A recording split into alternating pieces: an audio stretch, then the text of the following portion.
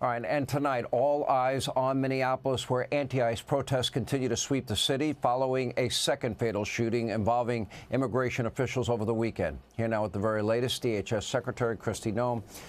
Madam Secretary, thanks for being with us. I want to talk about how untenable the whole situation is and why. I'm going to get to that.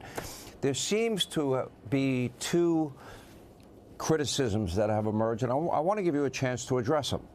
One was an ex-post 2.5 hours after the Pretti shooting, that an individual approached the officer with a 9mm semi-automatic.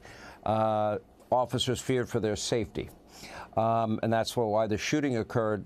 It seems, as you look at videos, that the weapon may have been stripped, though, before that happened.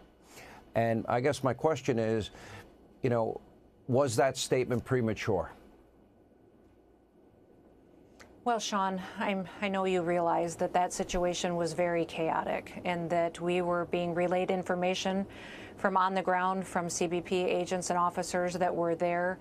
We were using the best information we had at the time, seeking to be transparent with the American people and get them what we knew to be true on the ground. So we will continue to follow the investigation that the FBI is leading and giving them all the information that they need to bring that to a conclusion and make sure that the American people know the truth of the situation and how we can go forward and continue to protect the American people.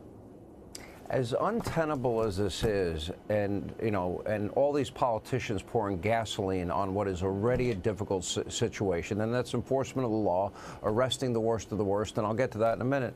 The president's called for a full investigation. Stephen Miller seemed to concede that maybe some protocols weren't followed. You know, again, everything's hindsight 2020, and these things go down very quickly. Any lessons to be learned, handle things differently going forward? Well, Sean, that's part of the reason why we have several layers of an investigation here. We believe that we can always do better, and we seek to do that every single day. And we want to make sure that we not only improve protocols on the ground in chaotic and volatile situations like this, but that we continue to find the truth around this situation and get the facts to the American people and make sure that we continue to do our work every day with integrity, but that we continue to be able to get criminals and dangerous people off the streets like these officers have been doing for months, ever since President Trump came back into office. They take an oath to go out and protect these communities and to keep them safe, and that's one of the jobs that they take very seriously, especially in Minneapolis, as we've seen this kind of violent riots go forward and attack them. I think in the Renee Good case, it was more clear-cut because we had the video. Clearly, she accelerated towards an officer. Injuries were incurred by the officer, internal bleeding, as I understand it. If I'm wrong, correct me on that. I think in this case, it's a little bit different. Although I don't know why he was there with a loaded gun, and this other incident raises questions I'll ask you about in a minute here. But people seem to be upset over the term domestic terrorism. Why do you believe that's appropriate? Because you used it in both cases. Well, Sean, we're continuing to gather information, and the FBI leading this investigation is important to make sure that we talk about both these situations appropriately. In the Renee Good situation, you know, we have more information as it happened previously, and we'll continue to get to the truth of all of this. But we can't distract from the fact of how we got here, and we got here because we had a Biden administration that allowed an invasion over our southern border and allowed millions of people to come into our country unvetted. And we know for a fact that we had dangerous criminals and drug traffickers, murderers, terrorists, people on the suspected and known terrorist watch list that are in this country that these officers are working so hard to get off of our streets. Every single day, they work to make sure that they're not just protecting their communities, but many of them live in these communities. And so they're doing work to protect their own families as well and make sure they follow through on President Trump's promise to make America safe again. Well, I'm gonna scroll all the violent criminals that were arrested in Minnesota. Let me ask you, though, about this video that we've been showing, and this is 10 days prior to the fatal shooting of Alex Pretti. And what you see in this video, if we can show that, you see aggressive anger, taunting, you know, come get me, cursing, spitting, kicking, all while, you know, carrying a firearm. What is your reaction when you see that video? Well, clearly there's a history there of attacking our law enforcement officers and our CBP and ICE officers. And that's an example of what our officers have had to face every single day in Minneapolis and in Minnesota, and why I'm grateful that the president had the wisdom to send Tom Homan there to have conversations again to see if he can get the leaders of Governor Walz and Mayor Frey to commit to honoring our detainers and to keeping our officers safe while they do their work. We've been asking them to do this for months. They have refused to agree. We're hoping that Tom has an opportunity to restart those conversations and see if we can get them to help clean up the streets of Minneapolis. Well, while I ask you this next question, I will scroll the people arrested in Minnesota alone.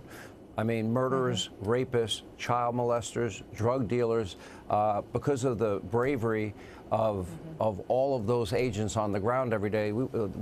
These would be people on the street, and those cities and towns would be less safe and secure. And I guess when you hear the never-ending refrain from Tim Walz, Gestapo, Nazi, fascist, or, Mayor, I call him Small Fry out there, get the F out of our city. Well, if they did leave the city, all of these people would still be there, and the people in their city and the people in their state would be less safe and less secure. Do you have a message for the governor and for the mayor? Yeah, I would tell them to be leaders and to change their rhetoric, because it is encouraging the kind of violence that we see on their streets today. Their riots are attacking our officers not just when they're doing their work, but even at night at their hotels. And they haven't allowed their law enforcement to keep them safe. Even while they're off shift, they can't go to restaurants. They can't operate safely. They've had their lives threatened and their families' lives threatened. So I would encourage the governor to work with us, the mayor to work with us to get those dangerous criminals off their streets. That's all we want. We have specifically in Minneapolis targeted human traffickers, sex traffickers, and child predators. Help us get those individuals off your streets before they create more victims. That's the work that these officers are doing every day. And they have an opportunity here just to work in partnership with federal officers who are doing exactly what the people who live in that community want them to do. I call Hakeem Jeffries leader in name only because I think he is beholden, like Chuck Schumer is beholden to the radicals that run their party. And he had this to say about you today. I want to give you a chance to respond to that, too. It's disgraceful. She's got to go. We are dead serious. She needs to be put on ice permanently. She's got to go. I think somebody needs to go, and I'd start with him. That's my own opinion. Your reaction? Well, these radicals are attacking me, but I'm just doing my job. I'm following the law, enforcing the laws like President Trump promised that he would do to keep people safe in this country. We're going to continue to go after these criminals. We're going to remove them before they have the chance to murder more Americans, to create more angel moms, and to go out and harm our children and our grandchildren. We have had violent crimes and murders drop dramatically in this country, the lowest they've been in over 100 years because of President Trump's leadership. I'm proud of the work that the Department of Homeland Security does, and I'm grateful and honored to be able to lead them during this time. I don't think enough emphasis can be put on the fact that over 12 million unvetted illegals. We don't know the actual number because of all the gotaways. We're talking about known terrorists, murderers, rapists, other violent criminals, cartel members, gang members, drug dealers have been allowed in this country. Now Donald Trump is trying to clean that up. He's already closed the border. You've been a big part of that effort. It is sad that so-called leaders won't partner and enforce the laws of our land. That is a real tragedy to me today. I'll give you the last word. I'm just so grateful that President Trump stopped the invasion. He secured that border immediately. We are not letting any more of those dangerous individuals into our country. Now we just need to get these perpetuators of violence out of our country to keep the American people safe. Madam Secretary, thank you for your time.